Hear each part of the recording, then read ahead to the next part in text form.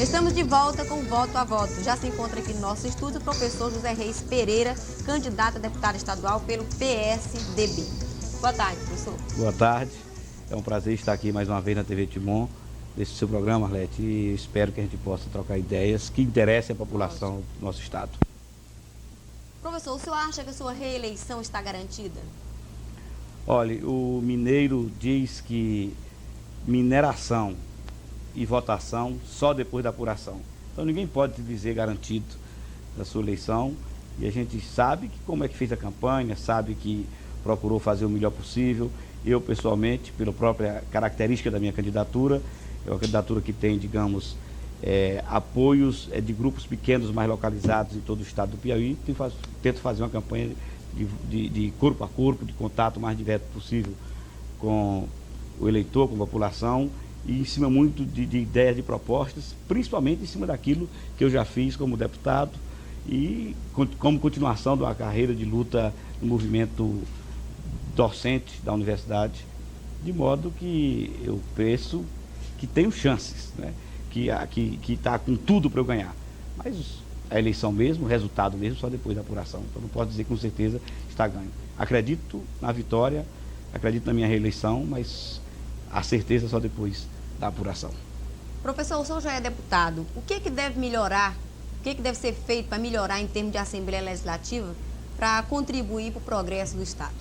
Olha, eu venho dizendo há muito tempo, já sou contestado por isso por muitas pessoas, digo que a Assembleia não é ainda uma representação do povo piauiense. Eu acho que para ela ser uma representação do povo piauiense, nós teríamos que ter um sistema eleitoral diferente. O nosso sistema eleitoral hoje atrapalha o eleitor. O eleitor vota pensando que está votando num candidato e, na verdade, o voto serve primeiro para uma legenda. Aliás, serve primeiro para uma soma geral de saber qual vai ser o número de votos necessário para a legenda. Depois ele vai contado para a legenda partidária. Só depois é que conta para o candidato. Além do mais, muitos eleitores votam sem até saber quem é mesmo o candidato, votam no chefe político local. Então, com esse sistema eleitoral que nós temos, é difícil a gente garantir que nós tenhamos realmente representação de povo na nossa Assembleia.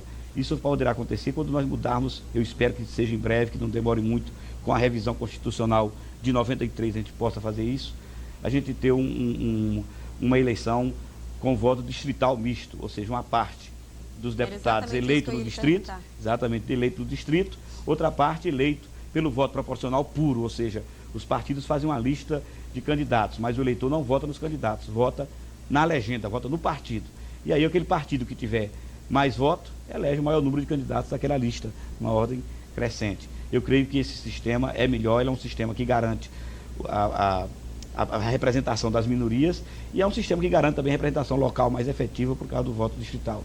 Eu defendo que haja essa mudança para que nós tenhamos uma representação efetiva do povo piauiense na Assembleia. Enquanto a representação for o que for hoje, nós não temos o povo representado e os interesses mais importantes da população terminam sendo esquecidos. Eu sei disso muito bem, porque vi como é que aconteceu, principalmente durante a votação da Constituinte Estadual. Deu para a gente perceber exatamente como aquelas emendas populares, aquelas emendas sobre as quais houve trabalho de população, de segmentos organizados da população, que estudaram, que debateram, que foram às ruas atrás de assinatura, essas emendas foram, na sua maioria, rejeitadas na Comissão Geral da Constituinte Estadual, o que é lamentável.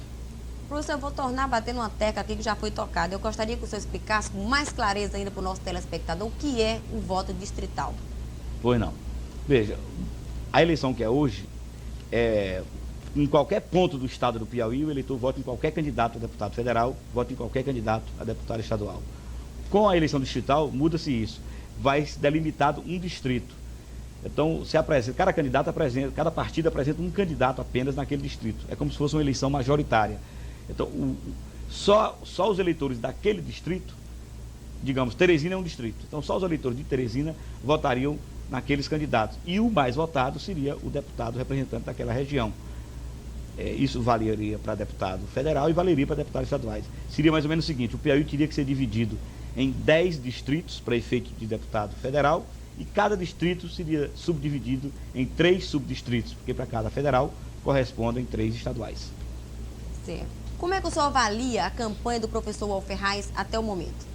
Olha, eu penso que é uma campanha que foi exatamente o que eu pensei que seria.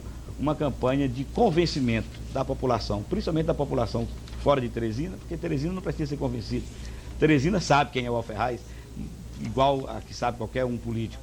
Então não precisaríamos convencer o eleitorado de Teresina da necessidade de votar em Al-Ferraz. Mas nós acreditei isso, nós iríamos convencer a população piauiense das características administrativas, características políticas e ideológicas do professor Al-Ferraz, para que nós pudéssemos angariar esse voto. Por isso é que desde o primeiro momento eu disse, eu não tenho dúvida da eleição de Al-Ferraz, porque eu acredito na capacidade de discernimento, de julgamento que tem a população. Então, no momento em que se confrontarem os dois candidatos principais, os dois que estão à frente na opinião pública, no momento em que a população começar a confrontar esses dois, com certeza começaria a pender para o lado de Al-Ferraz. É o que está acontecendo. O Freitas Neto saiu na frente, com um índice alto da opinião pública, e de lá para cá somente o Al-Ferraz cresceu, o Freitas Neto não teve mais como crescer. De modo que nós temos hoje a situação de empate, o que significa dizer um segundo turno garantido. E como tem havido esse crescimento do Al-Ferraz, até um pequeno declínio da candidatura Freitas Neto, eu acredito que no segundo turno o Al-Ferraz ganha essa eleição, porque está acontecendo isso, esse processo de convencimento por parte da população sobre as excelências, as qualidades do professor Al-Ferraz como político e dos compromissos ideológicos que ele tem, que vem assumindo na sua vida pública, que seu partido, que é o PSDB, exige dele, inclusive. Ele exige não no sentido que obriga, porque ele concorda, mas são compromissos que não são só do candidato, o Al-Ferraz, são compromissos também do partido PSDB. Professor, eu gostaria de pedir um parênteses aqui na nossa entrevista para fazer um anúncio aqui. Pois não? Tá? Anunciar uma coisa importante para o nosso telespectador. Neste sábado, dia 29 ao meio-dia, a TV Timon vai apresentar uma entrevista especial com o ex-presidente José Sarney, falando sobre a sua vida política, o seu período à frente da presidência da República e sobre a sua candidatura ao Senado da República no estado do Amapá. Sábado, ao meio-dia, aqui na TV Timon, uma entrevista especial com 1 hora de duração. José Sarney falando sobre política e políticos. Sábado, ao meio-dia. Até lá. Vamos continuar a nossa entrevista, professor? Exatamente. O senhor falou que o professor Al-Ferraz chega no segundo turno. Com certeza. O segundo turno está garantido, não há dúvida sobre isso. Eu não tenho a menor preocupação sobre esse aspecto. Eu creio que não me preocupo em tentar ganhar no primeiro turno, que eu acho que é impossível, como sei que, com certeza, o PFL não poderá ganhar nesse primeiro turno. A eleição do segundo turno é uma coisa garantida no estado do Piauí. Não interessa que tenham inventado índices inexistentes de opinião pública, porque a gente constata quando anda e temos as pesquisas que negam. Aliás, este ano está acontecendo um fenômeno interessante. Toda a pesquisa do Ibope, em qualquer estado do Brasil, está sendo contestada por outras pesquisas que indicam, portanto, que o Ibope vem cometendo alguma coisa que não convence a população. Agora vamos falar um pouco do nosso eleitor, já tão sofrido e tão sem ter em que acreditar diante de tanto tumulto na vida pública, né, na vida política. O que o senhor acha que o eleitor pensa? O que tem dentro dele? Por que ele anda tão desacreditado nos políticos? Olha, eu creio que há duas coisas principais. Em primeiro lugar, nós temos culpa dos políticos em relação a certos comportamentos, em relação a, digamos, a própria maneira de fazer campanha. Ou seja, nós temos os políticos que têm um comportamento durante a campanha eleitoral e outro comportamento pós-campanha eleitoral, depois de eleitos. E isso gera, portanto, um certo descrédito por parte da população. Mas há também o aspecto que diz respeito à própria população, que é muitas vezes desinformada sobre todo o processo, sobre as pessoas, sobre o passado de cada um e sobre, inclusive, o papel que cada um desempenha. A gente vê, muitas vezes, certas reivindicações que as pessoas fazem a um candidato a deputado, a vereador, ou então já a um deputado e a um vereador, que mostra desconhecimento. O trabalho do parlamentar é um trabalho que não tem uma repercussão imediata, um efeito imediato. O executivo não, o prefeito, o governador, o que ele faz, a pessoa nota logo na hora, percebe, fez ou deixou de fazer. Já o parlamentar não, o trabalho dele é um trabalho meio difuso. Ele vota leis que podem ou não ser do interesse da população. Ele pressiona o governo em relação a certas posições, a certas atitudes, ele fiscaliza o governo, ele dá ou não apoio a certos movimentos organizados da sociedade, a certas reivindicações. Portanto, são coisas que não aparecem com resultado imediato. Então, as pessoas às vezes se enganam sobre isso. Há também o fato de que, pela situação cultural em que o nosso povo é deixado, as pessoas esperam muitas vezes uma ação pessoal, uma ação do interesse de cada um isoladamente, e não uma ação coletiva por parte dos parlamentares. E o que é pior é que muitos parlamentares ou muitos políticos entram nesse jogo, ou seja, fazem um trabalho puramente clientelista, um trabalho puramente fisiológico e de atendimento assistencialista para uma ou outra pessoa individualmente e se negam a participar da luta coletiva. Eu creio que nossa população nós temos organização, nós temos entidades representativas da população que são atuantes, que são ativas e que fazem reivindicações à vontade. Então, o trabalho correto do parlamentar, por isso eu digo parlamentar porque o político por excelência é visto o parlamentar. O trabalho correto do parlamentar é estar ligado a essas entidades, procurar trabalhar com elas, discutir com elas e apoiar aquelas reivindicações que o político considera justas. Ele pode apoiar ou pode até contestar. Agora, o que não se pode é ignorar. O que me parece que é mais negativo na nossa política piauiense é a ignorância total que se faz em relação a essas entidades. Eu me lembro muito bem que quando fui candidato em 86, eu dizia que considerava um papel principal, a minha função principal, se eleito deputado, seria a de tentar abrir as portas da Assembleia Legislativa para o movimento popular organizado. Eu hoje me considero realizado sobre esse aspecto, porque tem inclusive um testemunho de uma pessoa que vive ligada a esses movimentos, que é o padre Mengarda, coordenador da CPT estadual, em que no documento que ele me dá sobre a minha atuação como constituinte, ele termina dizendo isso. O deputado Zé Reis foi a porta de entrada do povo na Constituinte Estadual. Quer dizer, eu me sinto realizado por isso. Eu acho que consegui fazer com que os movimentos populares do Piauí, o movimento popular organizado, tivessem acesso à Assembleia Legislativa, tivessem acesso na casa que representa o povo piauiense, exatamente por meu intermédio, o que me faz feliz. Mas eu não estou satisfeito com isso. O ideal é que o grosso da Assembleia, o conjunto da Assembleia se preocupasse e se relacionasse bem com os segmentos organizados da população do Estado, porque são esses segmentos que fazem trabalhos reivindicativos sérios de interesse geral, de interesse coletivo. É bem verdade que existe aqui um ou outro picareta no meio desse movimento organizado, algumas associações de moradores são fantasmas, mas o grosso não é não. O grosso, a maioria, são entidades sérias, entidades em que há pessoas dedicadas, que se interessam pelo bem da comunidade que representam, pelo bem do segmento social, o bem da categoria profissional. E essas pessoas lutam, trabalham, então, se o parlamentar se interessa por isso, ele pode dar uma contribuição muito boa para o fortalecimento desse movimento. Olha, eu não acredito em democracia se não houver entidades populares fortes, atuantes e participando do poder da decisão dos organismos públicos. Nós vamos para um rápido intervalo comercial e voltaremos ainda com o professor José Reis Pereira. Um instantinho só.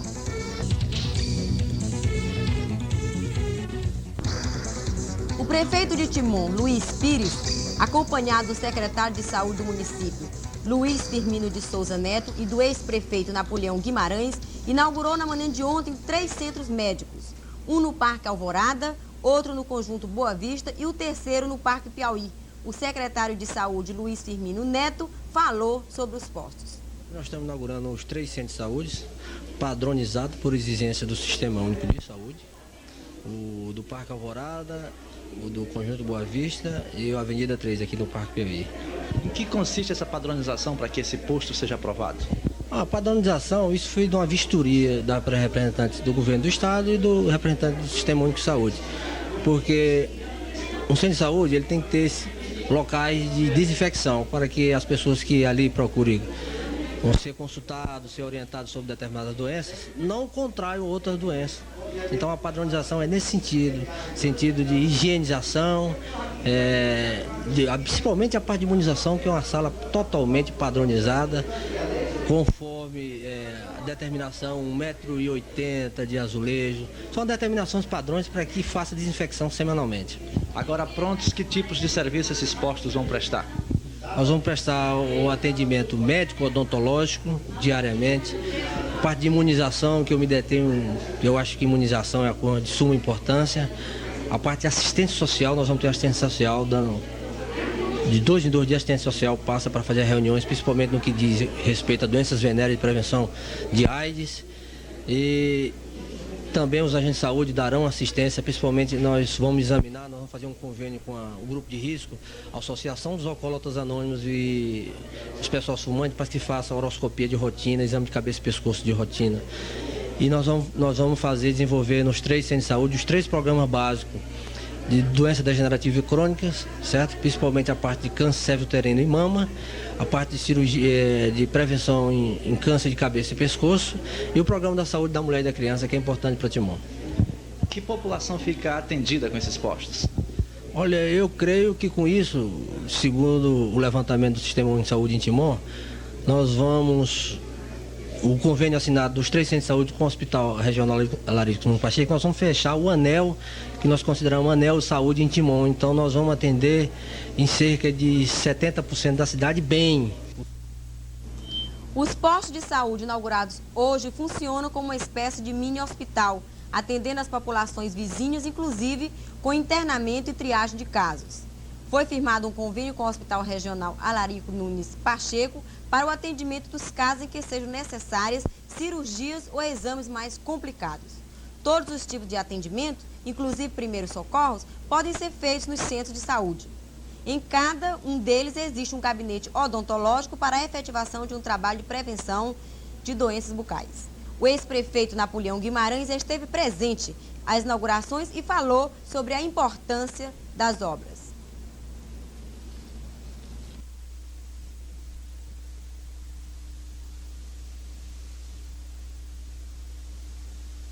Eu queria parabenizar aos moradores do Parque Alvorada, do Parque Piauí, do Conjunto Boa Vista, por terem recebido uma obra de tanto valor social para esta comunidade. Depois eu quero parabenizar o prefeito em ter tido essa oportunidade de oferecer essas obras à comunidade, porque sempre nós, homens públicos, nos sentimos realizados, nos sentimos orgulhosos quando podemos servi-los. E isso foi o que fez o prefeito Luiz Pires para atender a comunidade de toda a cidade de Timon, como disse o secretário, mas não digo de toda, mas 70%, como disse o secretário, será atendido por esses 3 postos, por os 3 centros de saúde. Né? Eu gostaria de aproveitar a oportunidade que esses recursos foram conseguidos pelos deputados José Ribamailof, estadual, e deputado federal José Teixeira. Prefeito, na sua administração a área de saúde foi muito prioritária. Esse trabalho que o Luiz Pires vem fazendo é a continuação disso? Olha, o Luiz superou a nossa, né? Porque ele teve essas condições agora do deputado José Ribamailof e do deputado José Teixeira conseguir um equipamento exigido pelos SUDES, e realmente ele foi superior à minha administração na parte de saúde. Vamos continuar a nossa entrevista com o professor José Reis Pereira. No ponto, professor? Tudo pronto? O episódio do fechamento do BEP, o senhor acha que isso trará algum desgaste para a candidatura do professor Uol? Muito pelo contrário. Eu creio que o episódio do fechamento do BEP, em primeiro lugar, não atinge o professor Uol de maneira nenhuma, porque a população sabe que o UFAES não tem nada a ver com essa questão. O UFAES não é empresário, não tem dinheiro no BEP, não tem dinheiro tomado ao BEP, não tem poder sobre o banco, ele não é governador, de modo nem nunca foi governador, de modo que ninguém pode ver no professor UFAES qualquer resquício de culpa em relação ao BEP. Em segundo lugar, eu creio que ficou feio para os nossos adversários, para o PFL, a tentativa de tentar tirar proveito político do episódio do BEP. O PFL nitidamente festejou diante das câmaras de televisão o fechamento do BEP, numa ânsia enorme de apenas aproveitar eleitoralmente a questão. E em nenhum momento protestou, teve atitude máscula junto ao presidente da República para protestar contra esse negócio. Pelo contrário, aceitaram, acharam que era cumprimento da lei e que tinha que ser assim, mas iam pedir, iam implorar ao presidente da República uma posição totalmente diferente. Por exemplo, o professor Ferraz, que não tinha culpa nenhuma no cartório, mas que se mostrou indignado, que reclamou, achou que o Piauí tinha que se levantar, ficar de pé, reclamar a união de todos. Não é possível aceitar que o governo federal caísse em cima de estados pequenos fazendo o que fez. E por isso mesmo eu creio que a população de maneira nenhuma joga qualquer tipo de culpa sobre o professor Ferraz, sabe que o Ferraz não tem nada a ver com isso, por isso eu acho que isso não traz desgaste nenhum à nossa campanha. A população sabe quem é o Ferraz e sabe muito bem que tipo de governo ele pode fazer. Professor, o que o senhor conseguiu fazer de bom para o professorado, já que o senhor faz parte do magistério? Olha, eu diria nem tanto ao professorado em si. Eu tenho apoiado todas as lutas do magistério. Eu acho que em nenhum momento o magistério sentiu rejeição de minha parte às suas reivindicações, aos seus movimentos. Mas eu gostaria de dizer mais se eu tivesse o que eu poderia fazer sobre a educação como um todo. É importante fazer sobre o magistério, porque ele diz respeito à educação. Nós conseguimos ampliar o percentual que a Constituição Federal exige dos recursos estaduais para a educação. Na Constituição Estadual nós ampliamos de 25% para 30%, o que me parece necessário num estado em que a educação está tão defasada como o estado do Piauí. Mas havia outras reivindicações do magistério, algumas propostas minhas relativas à educação, na tentativa de descentralizar o processo, a administração da educação no estado do Piauí, e outros dizendo respeito à participação mais direta do magistério nos processos de decisão que nós, infelizmente, vimos derrotadas durante a Constituinte estadual. Mas, de qualquer maneira, alguns avanços nós tivemos, principalmente o que diz respeito aos recursos dos 30% e a aprovação do Estatuto do Magistério. Não é tudo que a gente queria, mas já foi alguma coisa. E eu tenho certeza que no governo Alferraz, a educação, que é prioridade número 1 da sua proposta de governo, essa será finalmente resgatada, porque o que me parece é que quem é castigado sumamente é a população piauiense que não tem educação que preste. Professor, nós agradecemos sua presença e desejamos muito sucesso para o senhor. Muito obrigado. Neste sábado, dia 29, ao meio-dia, a TV Timon vai apresentar uma entrevista especial com o ex-presidente José Sarney, falando sobre a sua vida política e o seu período à frente da presidência da República e sobre a sua candidatura ao Senado da República no estado do Amapá. Sábado, ao meio-dia, aqui na TV Timon, uma entrevista especial com 1 hora de duração. José Sarney falando sobre política e políticos. Sábado, ao meio-dia. E por aqui nós encerramos mais um Voto a Voto. Desejamos tudo de bom e fique conosco amanhã, nesse mesmo horário. Boa tarde.